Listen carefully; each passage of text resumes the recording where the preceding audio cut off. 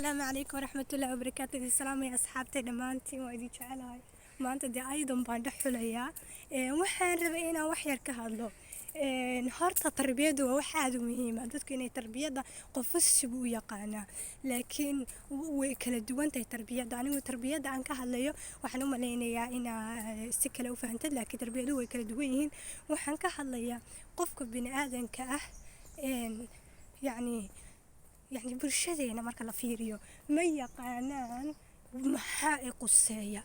يعني قفكو إنو قرانيو محا قصية وفر إمبورتنتي سببتها يعني مركا تقاني قفي هو وحا قصية يعني وحا نقونيسا قف احترامي نفس ديسا شخصية ديسا قف احترامي قف قرانيو وحو كهاليو قف قرانيو محا وقتيغيغا كبحينيا محا انرجيغيغا كبحينيا قف قرانيو آياتهاي marka waa inaad noqotaa qof ixtiraamaya naftiisa yani hebel baa saasa heblaayo asaasa markaa dhehaysid hebel iyo heblaayo aan waxba kaa qusaynin waxba kaaga xirnayn nacam halkaas soo fariisanaysaa hebel baan ka hadlayaa qofkaasaan dhaleecaynaya waan ceebaynaya ceebihiisaan sheegaya adiga bal kor isu fiiri hoos isu fiiri waa maxay adiga faa'iidada aad leedahay